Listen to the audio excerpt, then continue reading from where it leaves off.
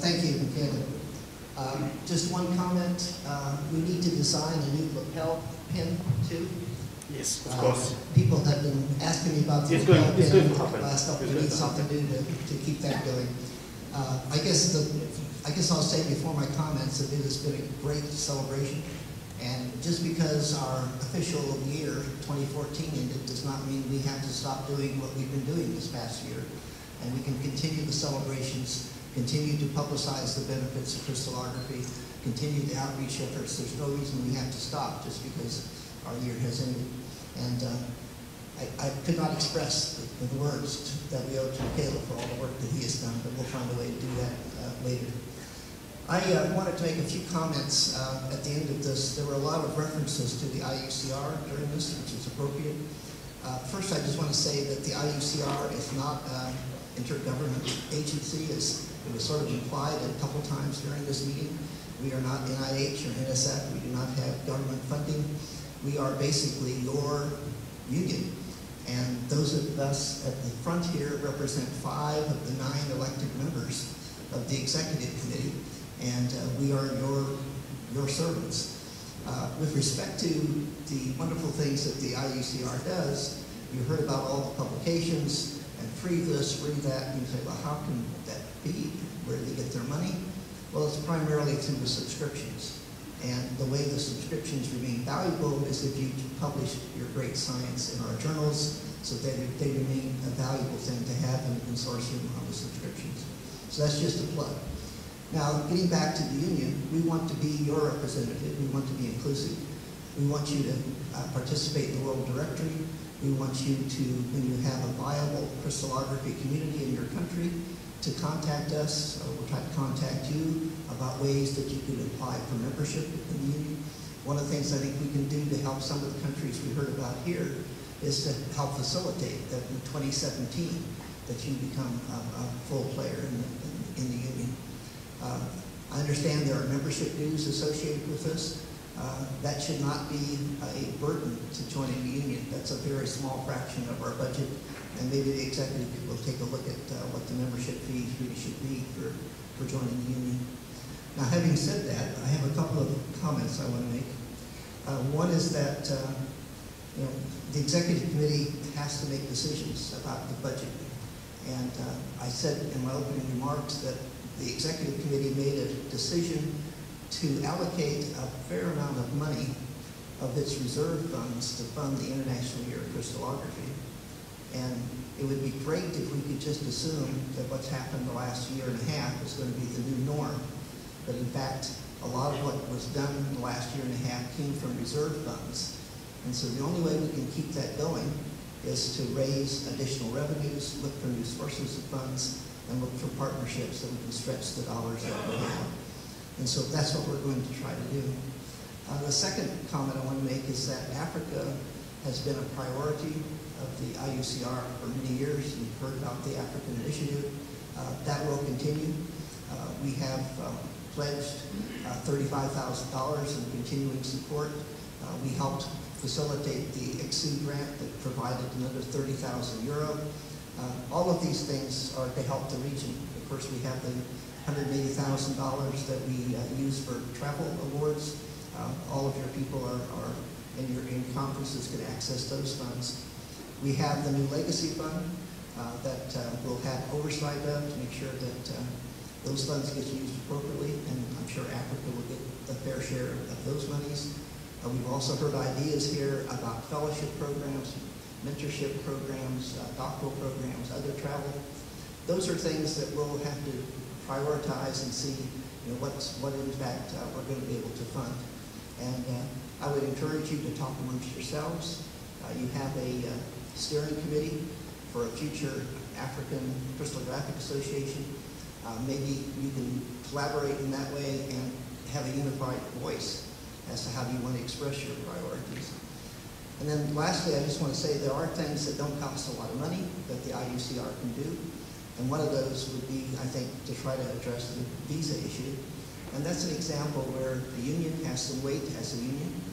But we can partner there with IYCr, with IUCr, UNESCO, and other international societies and organizations to see if we can't bring some weight to bear to facilitate easier collaboration and travel of scientists. So there's a thing that I think we will definitely take a look at doing, and it doesn't cost us a lot, and I think that's a perfectly valid thing for it. And then the last thing I want to say is that I just want to say we've heard your comments during this meeting. I've taken lots of notes. What we will probably do, what I think I can promise you we will do, is we will offer a written response, I guess. I wouldn't call it a resolution, but we will be in touch with IYCr and UNESCO, and sort of like there was a resolution at the end of the summit meetings, we will have a written response as to what we've heard and learned at this meeting here. And you're welcome to send us your comments. We want your input. After all, we're here to serve you. So with that, I'm going to turn it over to some additional comments from other members of the executive who are here with us. So, Luc is our treasurer. Thank you. So some of the points, of course, Mark had on his list were also on my list. I think a couple of remarks we will take during our next discussion of the FC or the executive committee. The visa problem, very important. It's taking too long time already, and this is a problem. I think IUCr on itself cannot solve this. We are good politicians. But together with IYCr and UNESCO, I'm sure we can solve this soon. Then there is also the item of the gender balance. I think that's a very, very good point. But here, we will do all our efforts, but much depends on the community, because the national adhering bodies, they do the nominations, so please also take care of this. Then, as treasurer, indeed, I heard a lot of wishes, and we have to be realistic, of course. But if you have a proposal, please do not wait and send us a detailed proposal. It will be handled by the finance committee, and the finance committee will give an advice to the executive committee. I think that's for the moment. This is one of your servants, of course. I came here, and it was really a great conference. I met good friends, some of whom I have met 30 years ago. So I learned a lot. I learned that the International Union is really a complex, very complex system. It covers the cutting-edge science down to teaching symmetry for school children. And I think all these things, and also in between, that's our duty to be active in all these, proactive in all these levels. This is very important. Now, the very important thing which I learned from some discussions is the fact that, in fact, the union is so diverse, and also the regional associates are so diverse. So in Europe, we have a certain number of languages. In Africa, we have maybe many more languages, but two main linguas, English and French. In Asia, I think it's there's an imbalance in the distribution of languages, but there are many languages. Latin America is a special case. So there are many languages in Latin America, and really many languages, but the lingua franca is basically Spanish and Portuguese. And so there is a certain concern of the Latin American people that they could be forced to use English for their meetings on the regional basis. So I think this has to be discussed at the EC meeting in Berlin next time. We also have to care, and I have to make this point, I mean, we also have to care about the scientific career of our young colleagues. And I mean, without our common language, which I'm afraid is spoken English, at least for me, without the spoken English, you will have patterns, or you will have patterns to follow the scientific career. So I think these are a few points which will be discussed in the future. So I learned a lot. Thank you very much. It was great. Thank you. Good evening. Well, I have several notes, but I think most of them we have been already taken. I like to thank the organizers to begin with, thanking Claude and Mikel and also Abdelmalek to organize this wonderful meeting, and also to all the local organizing committee.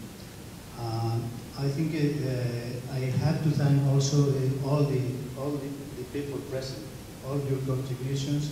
I think you have made this meeting to be successful, and also the International Year of Crystallography. I want to thank all of you in this moment. Thank you for the interesting presentations and discussion.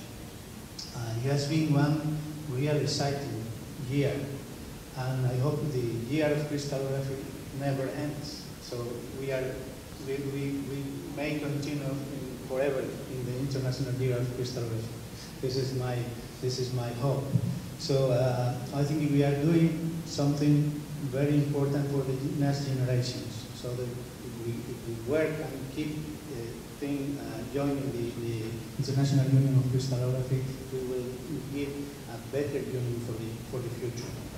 So some of my notes have been already commented, but I think it is important here that all crystallographers need the help of their colleagues. We have to help each other. We have to be a family. So the academic facilities, the instrumentation, and the database must be worldwide available to everybody, and the IUCr should proactively facilitate this access to the students, to the scientists, to have these facilities independent of the region or the part of the work they are working. It's also important that we publish our research in our journals. This is important, has not been said. And we have to find a way to communicate crystallography to society. And also it's important to keep the relations between the regional association. I think the regional association must be very well connected. We have to push, as we say, scientific mobility, free scientific mobility. And I think we as executive committee have to work for you and with you. And finally, I think we must keep the legacy, because we have the legacy of bright generation of crystallographers. And there was a question in the round tables. I think it has been very well answered by the president. But I had another answer I didn't say. But the question was, what are the advantages to be member of the IUCr? And for me, the advantages are, of course, many material advantages. We have seen many of them in the two last presentations.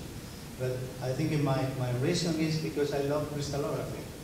And the following is because I'm proud to be crystallographer and belong to this family of crystallographers. So this is my main reason. I hope that will be the reason for many others here. So thank you very much. Okay, I would like to join to thank you, Claude and Michele Abdelmalek, for the organization of this nice meeting, and not only of this meeting, but the whole activities, which were terrific. I haven't done much because I am a new member of executive committee, and in particular for me as a new member, it was useful to be here.